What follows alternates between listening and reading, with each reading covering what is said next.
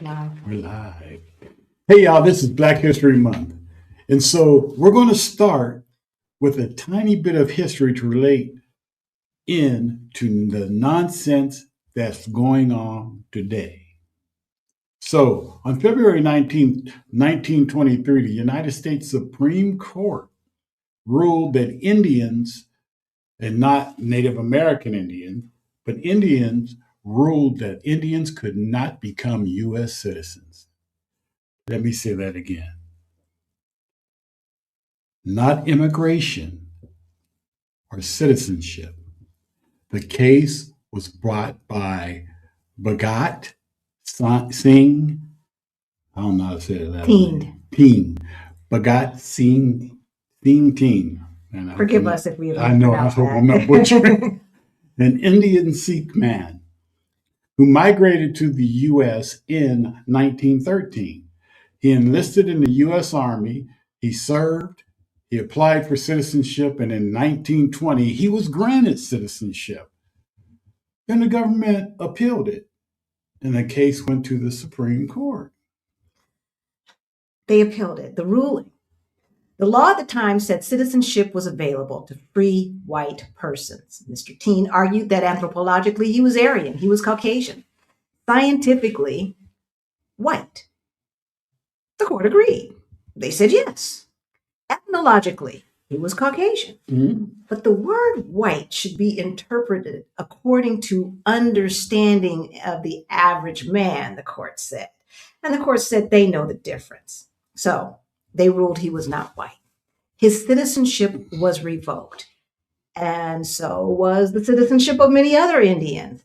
And unfortunately, in California, the Alien Land Act meant if you were not a citizen, you could not own land, y'all. All right? So when their citizenship was revoked, yes, they lost their land. Do you think that there was reparations for that? America's Indian immigrant population dropped by half. Now let that land. Yeah. Now, this isn't a story about immigration. It's a story about legal belonging. It's a story about how race is defined when powers decide. It's a story about how citizenship can be granted and then taken away. That's right. That's right. So, I mean, it's just like, hey, what the words of an ICE agent said, all you black people, you look kind of Haitian to me. You got to prove it that you're an American citizen. So when we talk about Black Americans leaving the United States, we're not talking about vacation. We're talking about structure. We're talking about what protection really means. And today we're talking about Black men. Black men who leave. Yeah. And who doesn't and why? Exactly. So y'all know we live abroad. We retired at 57 and 66 without a pension. We've traveled to 24 cities on 4 continents, and we've lived in Lisbon now for over 4 years. All right. So we are going to talk about what's up with these men's. What's up with the men's? First, we're going to introduce ourselves. Hey, y'all. My name's Halisa. And I'm Rick. Welcome to our Black Utopia. On our channel, we talk about money, we talk about travel and life abroad. We help folks who look like us, who are getting close to retirement age and forgot to plan. We help you get your money straight so that you can retire on time or maybe even abroad. And early ain't bad either. No, it's not bad. All right, sweetheart. So what are we talking about today? So today we're talking about Black men and Blacksit. So today we're covering what we can and cannot measure, marital and age context, why Black men relocate and why some resist, and how couples can align without manipulating each other, what protection really means. Exactly. So y'all know that this is Legend Thursday. So if you're a legend, the link was there. We've got one person behind the scenes who's going to come on and chitty chat with us about why Black men be scared. Why ain't they moving at the same rate as Black women? Inquiring minds want to know, y'all. They want to know. We want to know. All right. And so we're going to look for you to start letting us know in the chat. But first, look, type in the chat. Who is more ready to move out of the United States of hell? A, you, B, your spouse, C, both, or D, neither. All right. And let's talk about the patterns and all of that stuff. But first, if you're new to our channel, you might not know back in 2018, y'all, Rick and I got a wake-up call. We were getting close to retirement age. We looked at our money and it looked crazy. Crazy. But we got our financial act together and we went from negative 22,000 to over 1.1 million in net worth. Y'all, if we can do it, you can do it too. So if any of that sounds interesting to you, we need you to subscribe.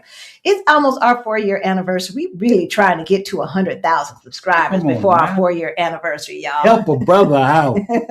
So subscribe, hit that notification bell twice so that you know every single time that we go live or drop a new video, and hit that thumbs up so the algorithm gods know that this is information that needs to go to all of our community. Okay. So obviously there is no official, okay, here he is.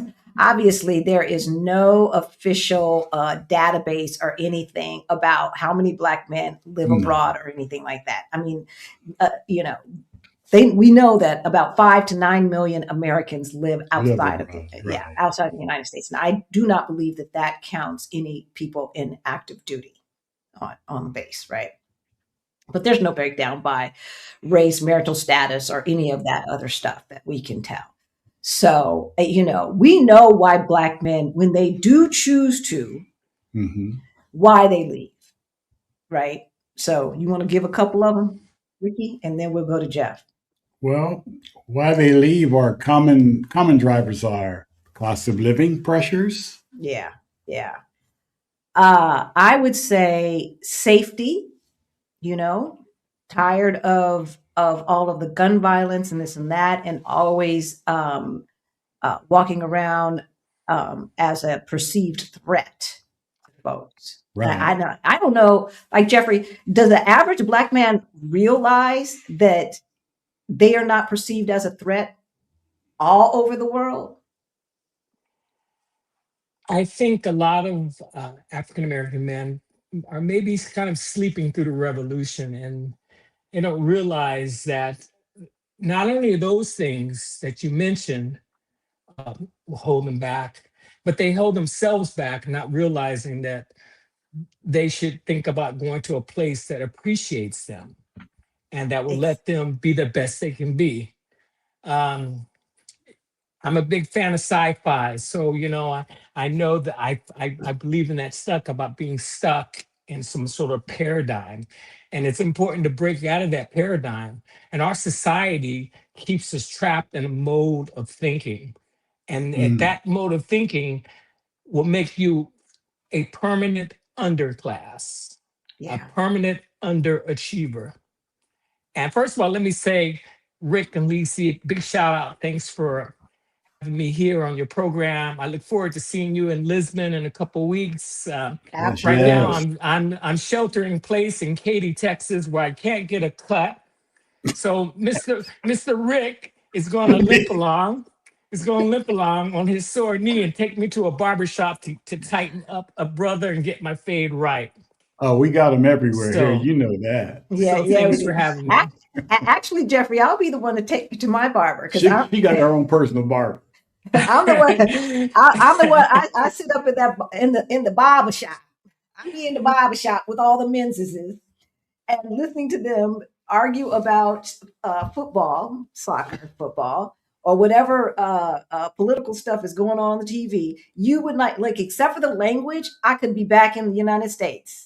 Because men in a barbershop, I guess, and they got to get louder and louder and louder and overtalk each other and stuff. And I just sit there and listen, see if I can, what I can understand. I think the political trajectory of what is going on in the United States, right? Healthcare costs, they basically gutted Obamacare to make it inefficient and impotent. That's the word I was looking for. It's impotent right now, right? Unless it just is. And it didn't have to be that way. Mm-hmm. But the powers that be know that when things are going well in our lives, And when we don't have to be concerned about stuff, we start paying more attention to what they doing. Oh yeah. What they doing. Who's up in them files. Yeah. Right? So And, yeah, and healthcare costs, definitely. Go ahead, Jeffrey. well, and also they have the money. We have money for universal health care, which is paid for by our taxes. Of Now, right course. now, recently, they're saying that ICE is buying all these warehouses, and the warehouses are priced say like 25 million, but ICE is paying 100 million. And these sales are going on like within 4 days, of the initial transaction. They're going through really quick. No permits, no open bidding. So they have the money and they're moving money around. And one of these warehouses is owned by a Russian. So it's crazy that we're giving money to a Russian, and that money is just disappearing. Just disappearing. And my point is that they have the money to give us the health care that we would be Mhm, paying for anyway, but mhm, they're mhm. taking our money and they're putting it places, Yeah. put it in the Giving it Cayman Islands. right. Well, yes, that. And so what is not being stolen is given to other countries that have universal health care, other countries that have low cost to no cost universities, right? Right. Uh, and so, it is amazing to me that folks are good with this and think that this is business as usual, because I don't see the sense of urgency from people that needs to be had, right? Regarding what is going on in the United States. And so, which brings us to, gun violence fatigue, definitely, but we Definitely. talked about that. Which brings us to, like, there is, when we look at the folks that, and we've had a lot of clients over the years, y'all, and it's never been only one couple, and they weren't clients of ours, had to convince the wife. Right. Right. Now we've known two husbands where one husband was like, mm-mm. Mm. But I mean, a couple that is same sex. But usually, by and large, it's going to be the male who is resistant to leaving America. And let us know in the chat. And if you're watching from the future, hey, let us know in the comments what you think. And also, the reason why Jeffrey is on is because Jeffrey is a Utopian Legend channel member. He is a channel member, and all legends are invited to come every other Thursday and chat with us on air. Yes. Yes. So I think our good friend Action VJ put a link to our membership. And also on Sundays, we hang out for about an hour before we go live on a private Zoom. Rick and I are on there, and all Utopian members, no matter what level, can come hang out with us behind the scenes. But I want to know, why is it always the man? And when I say always, y'all, that's not 100% of the time. Y'all know that. Don't get in Well, the comments saying that. one of the things, and I had read this, and I kind of wrote it down as a note. It's like it says that there's this quiet, stubborn loyalty at work, and a belief, if our people are suffering and bled and died here, that we owe it to them to stand their ground here. We owe it, Or there in the like we're, United yeah, States. to them. And so we fear that leaving means we're abandoning family and community, and the dream that one day this country might finally become what it promised to be. But I'm not going to hold my breath at that, you know. Uh-uh.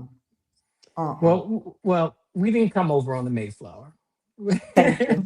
Thank you. Thank so, you. so my parents and my ancestors fought to give me a choice, and I'm exercising my choice to Right. seek one of the other 195 countries in the world that will let me prosper. And I've got a different life. I'm in the arts. I used to work for sports magazines many years. That's my good friend Evander Holyfield in the background, the real deal. And so I see things a lot differently. And also, I was a journalist for a bit, so I see things a bit differently. And I think a lot black men, they wake up and it's a struggle working for the man, working 40 hours, and just to get home and achieve, get through the day and achieve something, come home to her loving wife and sit down with a beer and watch a game. That's happiness. That's Mm. happiness. But there's more for us. There's more Exactly. for us, Our ancestors, I mean, we survived, we're we are survivors, and we deserve to treat ourselves like kings, and Exactly. and Exactly. yeah. I mean, and not only that, we are those of us who made it through, whose ancestors made it across that ocean, right? And then survived the abject, prolonged oppression that is slavery. Like we are the best of the best of the best. We really are, right? Like I think genetically, we are the best of the best of the best because we survived that. Our people survived that. That is in our DNA. Yes. And so, yeah, I agree, Jeffrey. Like, I was never, ever, ever, ever one of those people like, well, my people, my dad did. And he would be appalled. He got his security pass taken away, which meant his career had to change because with no security pass, you can't work in the aerospace industry as an engineer or any, period. Maybe as a secretary or something, but nothing that's going to be close to the government stuff, right? And they did that just the same way, y'all, that they revoked that Indian man's citizenship for no reason. They can do whatever they want. And so if you're sitting there thinking that because you are a Black American, regardless of whether your people was here before it was America or you guys came over on the boat, they can do whatever they want to do. And you know what the scary thing is? The Supreme Court, just like it did it then, they're doing it again. They're doing it again. This is like history repeating itself. Well, it's rhyming. It's definitely rhyming. Yes. And so, just like they gave the president full immunity, they can do whatever they want, y'all. And so if you think that you are safe because you 2, 3, 4, 5, 6, 7, 8 generations, 9 generations have been born on that soil, you look a little Dominican to me. You look a little Nigerian to me. Keep it in mind. Right? They don't know the difference. They don't know the difference. Ethiopians used to come up to me and think that I was Ethiopian. Okay? And so they don't know the difference, y'all. They don't know the difference. I don't know where that loyalty comes from, but I do know that I'm glad that Jesse Jackson, may he rest in peace, I don't believe that he understood the full scope of how we have deteriorated as a society, as Americans, the systems, that he fought so hard and went through so much to improve. And so for those of you who may not know, since it's Black History Month and we talking about menses, let's go ahead and give a shout out to the Reverend Jesse Jackson. Yes. And for all of you who want to say, yeah, but he did this, yeah, but he did that. Let me tell you, Jesse Jackson changed the way the Democratic Party chooses its presidential candidates. Before him, it was done just like in the Republican Party. After him, after he ran the first time, I believe it changed after he ran the first time, it was no longer winner takes all. So you had to fight it out to the end. If you won 60% of the vote in a state, yeah, you won that state, but you only got 60% of the delegates. So Jesse Jackson did that. And it made it more fair. That's how Obama was able to win. He would not have been able to win had it been winner takes all. He just wouldn't have. So shout out. I'm glad that he did not totally see the regression of all of his efforts. I'm so glad that my father did not see who bled as Jesse did in the streets and lost stuff. And my mom, right? Well, she's seeing it, unfortunately, but I'm glad that my dad did not get to see it, because what America is today and the way it treats Black men, I have no idea why Black men are not fleeing the United States, at least those who have the ability to. And I'm going to tell you, a lot more of you have the ability to than you know. Yes. It's not as hard as it seems. You do not have to be a James Baldwin or Tina Turner, obviously. Obviously, right? So, what do you think some other reasons are? It seems to me that men tend to be a lot more risk averse, which is interesting. They tend to be more risk averse when it comes to a lot of things, except for the stock market, where they just go willy nilly, buying up crypto and this and that, and online gambling and all this. They ain't risk averse about losing their money with some foolishness, or buying high and selling low their stocks. But I wonder if Jean said something interesting. I'm wondering if a loss of identity. Yes. That their whole identity is caught up in the position that they held there in the United States, on the job, right? Maybe they're standing in the community. Maybe they're part of the social status, the boule, right? They're kappas, they're alphas, and all this stuff, and they get the pat on the back, the attaboys, and all of that stuff from the community meetings and galas and whatnot. But how much can you hold on to that perceived status when, on the other hand, life in America is so debilitating? Is it worth it? Right? Is it worth it? Y'all know you put on your armor just to leave the house, because somebody's going to look at you sideways just because you're Black, right? If a cop comes behind you, you better be 10 and 2, 10 and 2 and all the nonsense, right? Because if they shooting white women, white men, If they're doing that, yeah. But yeah, And it's lots of social networks, lots of hanging out with your buddies, feeling like, you are unsuccessful at living your life in America, or, it's just all kind of craziness that we cling to. And we say, well, I couldn't do that. I couldn't live somewhere else, because what if? right. What if? One big thing that it's been affecting me is that my father was in the military for 30 years and my brother 6 years, and I was in the military for 6 years as well. And they started taking portraits of these Black generals off the wall of the Pentagon. And then the other day, they just fired a Black admiral for cause. And I'm thinking, how do we get to the top of these jobs, without being the best? I mean, we've always had to be 10 times better than Got to be 10 the times other, better. Work 10 times harder. better, Don't make no even like mistake.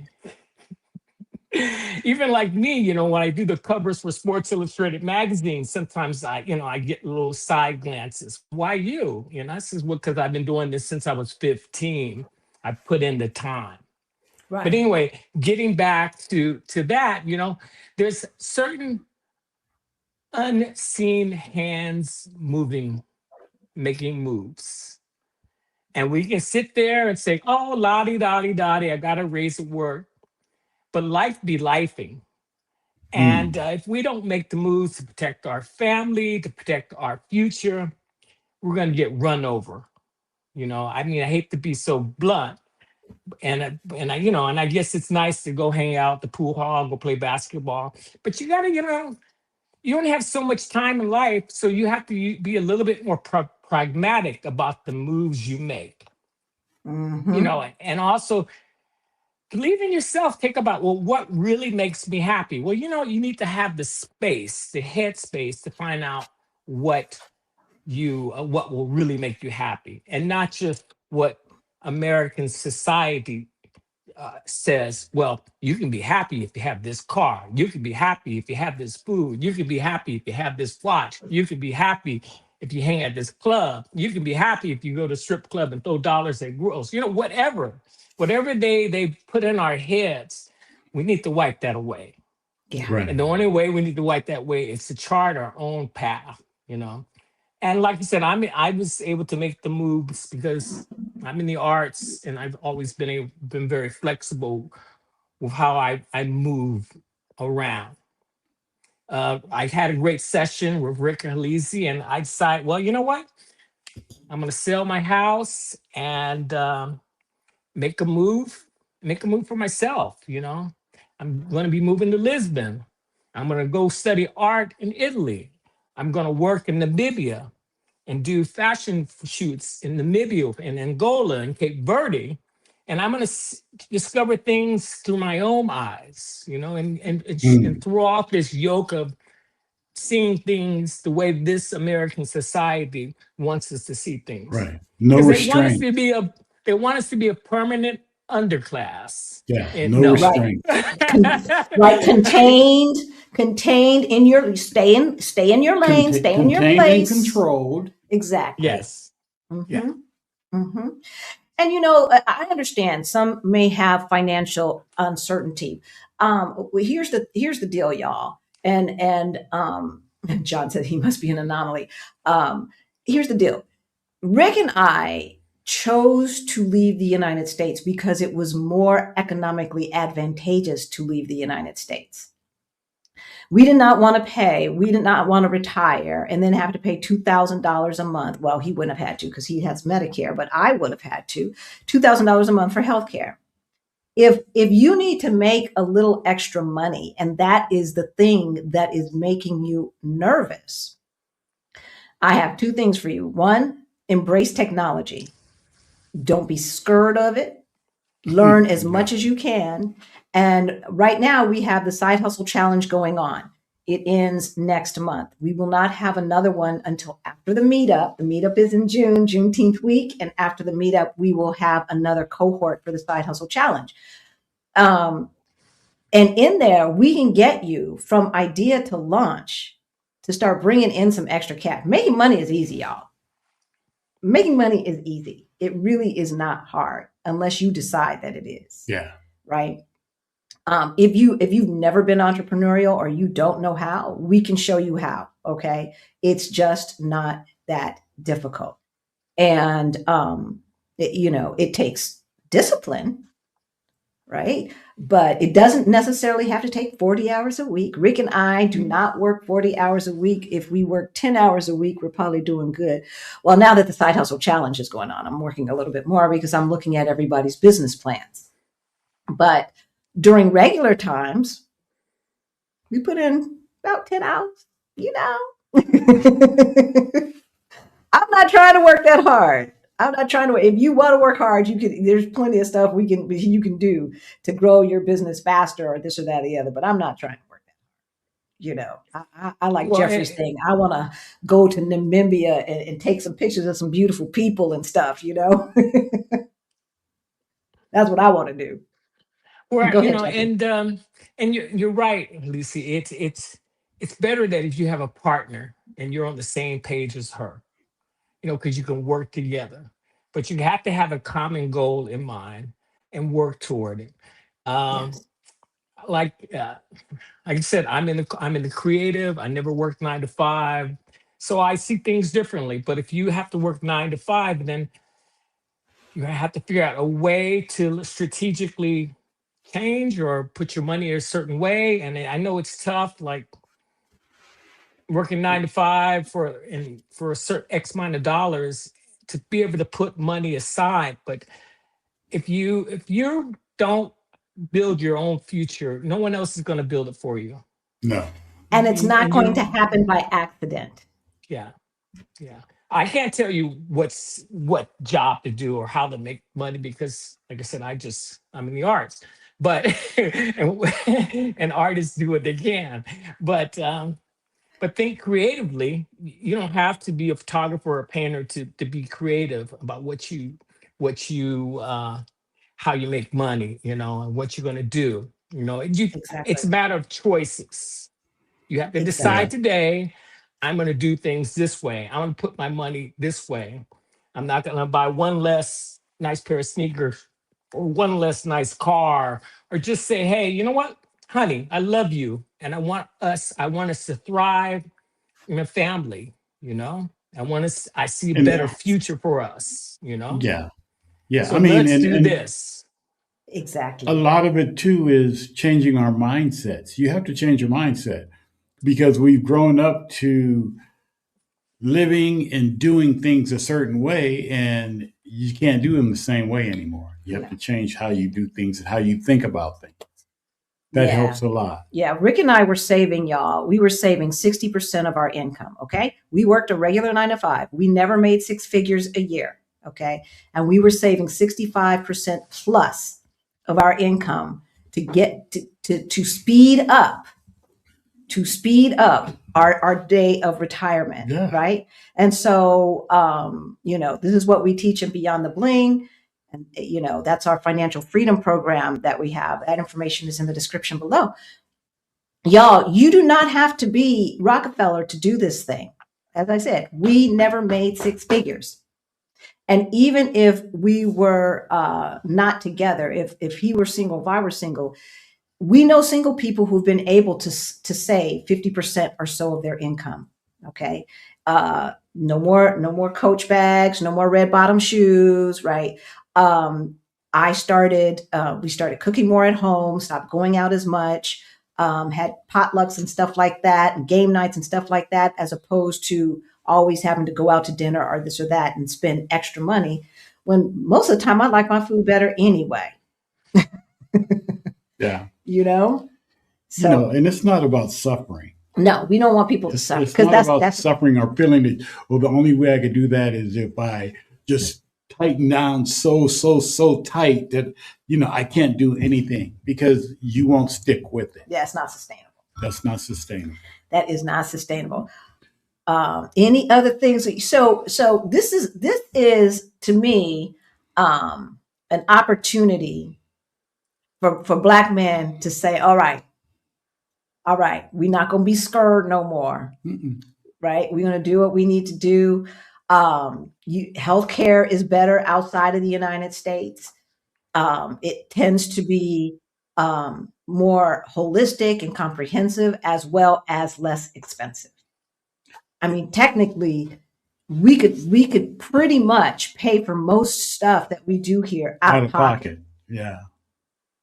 Now, obviously, if something serious happened, that would be a different story, which is why we have insurance and it's mandated for your visa. But when we look at the prices without insurance, it's like, well, if insurance wants a trip, I'll just write a check. Yeah. I'll just write a check, and that's the thing that people don't realize. So men, first of all, go to the doctor because so many men don't. Yeah. But A lot of men have insurance and they don't go and they don't be to the going to the doctor doctor. for crucial things. And time ain't long as it has been, y'all. Like Jeffrey was saying, life is short, and there's a whole big world out there. You do not have to be loyal to your oppressor. No. You do not have to be loyal to your oppressor. And it's really, really hard to heal and cope at the same time. And especially if you're in the same situation. I think you have to leave the situation to heal. And you might find that you don't need as much high blood pressure medicine. You might find that you don't need the high dose of cholesterol pills or all that other stuff. Once the stress of living under abject oppression is removed. That's what I have. That's what I think. That's what I think. Any final words, Jeffrey? Well, there's ways you can decide to live in your trauma, or you can free yourself of your trauma. But we are being traumatized as Black men. That's period. There's so many unseen forces, and we're only a small percentage of this population in America. So yes, I have a lot of respect for people who feel that I'm going to stay and fight for another day. But you only have X amount of time on this planet. Do you want to be a fighter every day, or do you want to be a farmer and plant something new, build something new, grow a Exactly. new plant for Exactly. yourself? You can always go back. There is a reason why America looks like America does. That's because other people came from other places for a better life.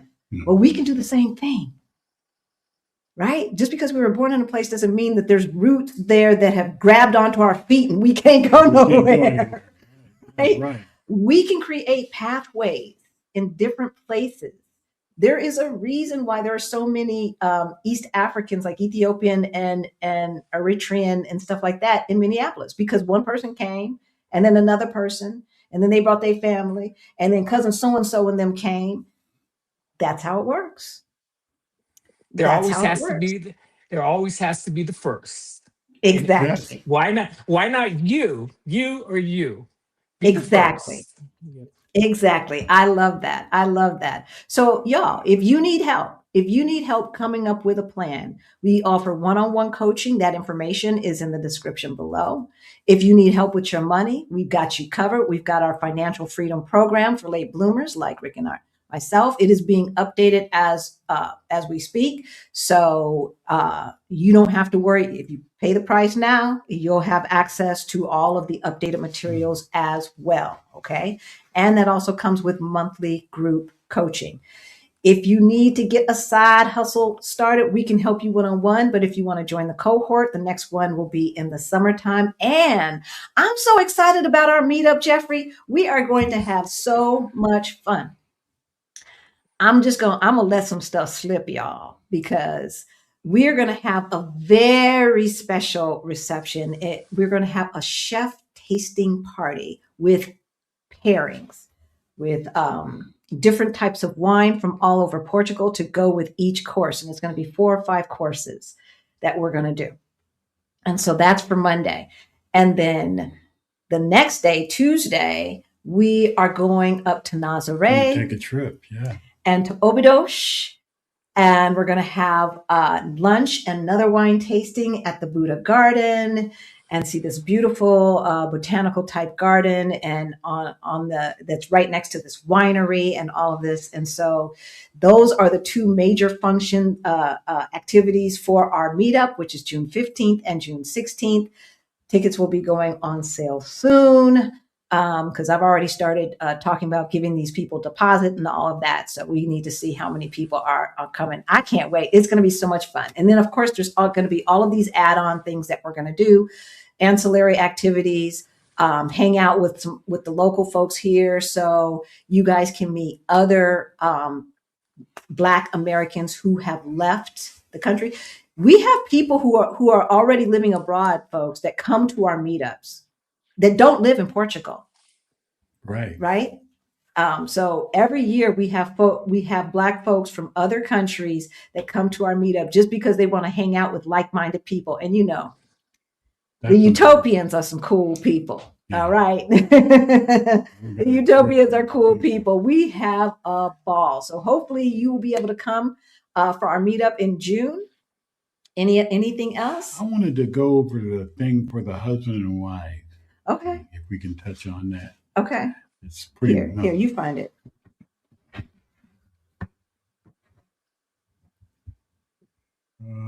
This is near the end. Yeah, this. Oh, right there. Yeah. So how to align, I wanted to really hit this with the couples because I guess this is almost finished, y'all. This was one of the reasons why this subject came about, that a Utopian asked a question about. So, so if you want to move and your spouse doesn't, Yeah. Yeah. don't push it. Yeah. We asked that. Somebody asked us that last Sunday. And so that's for the idea for today. Because see, we be listening to y'all. We be listening. All right. Yeah. Lower risk perception. Yeah. You lower risk perception by outlining a plan and showing how it's possible as opposed to just willy-nilly, moving. It's not like moving across town. No. Run financial models. Yes, that's what we did. That's what made me convince Rick. Rick wanted to move, but he thought we needed more time. Hmm. So we were on the same page as that. But once I showed him the numbers and the math was mathing, that's when he's like, oh. And then he's like, but we really want to travel. And then I showed him about house sitting. Yeah. And he's like, you mean we could get free accommodations all over the world? Yes, all over the world. As long as you don't mind taking care of pets, which I love, love, love animals. So that was right up my alley, and Rick does too. So that was right up my alley. If you need to figure out how the maths, in our Ready to Retire Toolkit, which is in the description below, we have links to the databases that will show you cost of living around the world for every major city that I'm sure that you're thinking of is in that database. Okay. I would go ahead and just add 5 to 10% on to those costs for your first year, especially because you don't know what you don't know. And so you're going to be paying an expat tax. The first year is just always more expensive. Yeah. That's just how it is. So I always say offer a 60 to 90-day trial. Yeah. Go somewhere. And live. Don't stay in all-inclusive resort. But that's what I'm saying. 60 to 90 days. You can't do it in 10 days. You can't do it in 7 days. You got to give yourself some time. Yeah. I mean, Rick and I, we came here the first time for a month. We stayed a whole month. In a Portuguese neighborhood. Yes. A working class neighborhood where abuela, well, I guess it's not abuela, it's called avo here, is hanging out the window with her cigarette, watching the people walk by. Where by the time we left, the storekeepers knew who we were. Yes. And the next door neighbor, because I was feeding her cat. Well, I wasn't feeding, I was making sure that the cat always had water. It was summertime. And so she saw me one time giving her cat water. And ever since then, hey neighbor, when she realized we spoke English, she would say hello and all of that. But yeah, you've got to see what it feels like. Not to have the man looking over you, no Karens driving you crazy, trying to police you. Yeah. Trying to hem you in and tell you where you can and cannot go and all of that nonsense. That does not happen in other places. Yeah. The next thing would be create a return plan. You can always come back. That's right. And wives to husband and husband to wife, whichever way it's going, involve them in the country selection. Yeah. Don't just pick a country and say, I want to go to Italy. And they say, well, I don't want to go to Italy. Involve each other in the country selection. Yeah. And so get our Move Abroad Toolkit. Even if your husband or your wife is not interested, get the Move Abroad Toolkit. Start asking those questions. Yeah, but what if we did move, what would you need to be happy? Ask your spouse that. What would you need to be happy? And then find a place. Because I'm going to tell you, our very, very good friends who live in Querétaro, Mexico. Hey, Angela and Lamar, if you're watching, Lamar. Check out their YouTube channel. Lamar was like, he wasn't having it. No. He was comfortable in his nice, huge suburban house with all his toys around him and everything like that. And so, finally his wife said, what do you need to be happy? He says, I need what is it called? The radio cars, the remote control cars, like radio the cars. Big toys, the big, they're big. You build yourself and you race them. He needs a track nearby, and he needed space in the house for his hobby. And he got all of it. And he got it. And so she only picked cities that had tracks.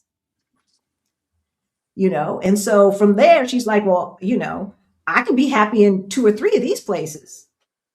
Mhm. Ask your spouse, what do they need to be happy? It might be easier than you think to solve any him and han that's going on. Yes, definitely. Right? Build income first. Very important.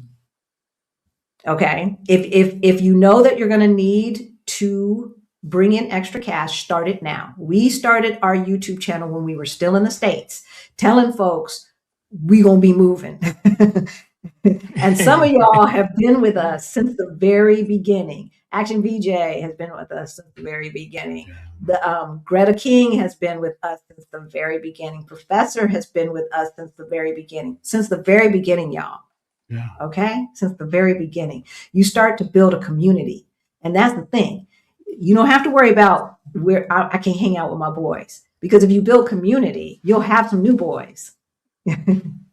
Right? And they'll all be like-minded, and they won't be trying to keep up with the Joneses and trying to show off and look at my new car and this and that, because we have different, it's just not different that important. mindsets. Exactly. Yeah. Exactly. So you want to discuss the data and not the fear. Don't be afraid to go somewhere because, well, I heard, look at the data. See what's going on there. Don't just go by hearsay or, anything like that, because if it was that way, we didn't ever went to Mexico. Exactly. We didn't ever went to Colombia. Exactly. We didn't ever went to a lot of places. Right. If we just go by I heard that the cartel, I heard that the this, I heard that the that, right?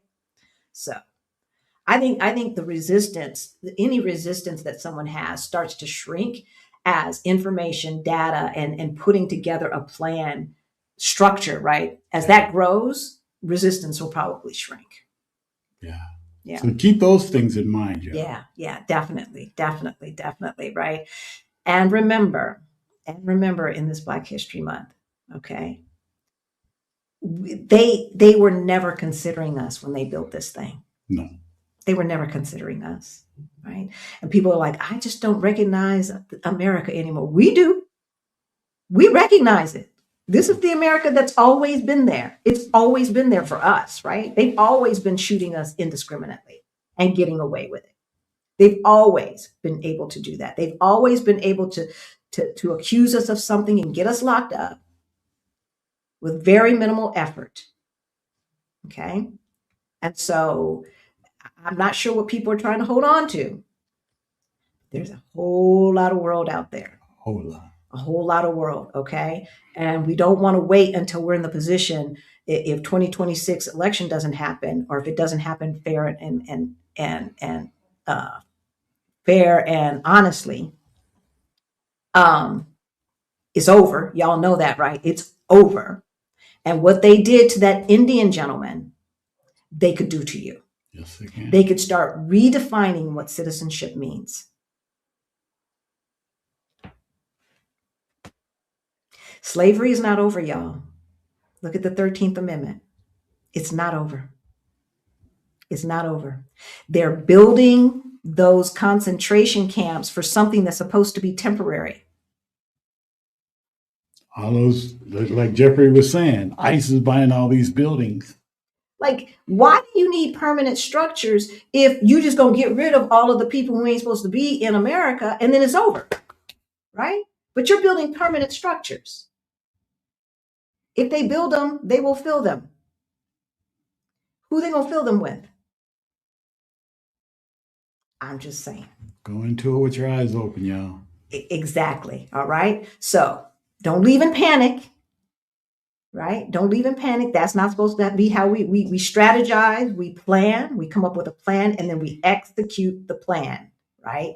We don't panic and all this other stuff. Right? No pressure, no fantasy. No. Strategy. And then we'll talk about how you go about doing this in a way that is the least stressful way on Sunday, okay? Because we've been talking to the Utopians and we're hearing some horror stories about how they have tried to do this move to wherever, and they're not really doing things understanding the ramifications. So we're going to talk about all of that on Sunday. And that, Yeah. you good? All right, y'all. Jeffrey, thank you so much. Yes, thank you so much. We went a little bit over to 50 minutes today, but that's all right. We had stuff to say. With that, I we will appreciate see you having y'all. me. Absolutely, Jeffrey. Say goodbye to the Utopians. Bye, y'all. We'll see you on Sunday. All right. Indeed.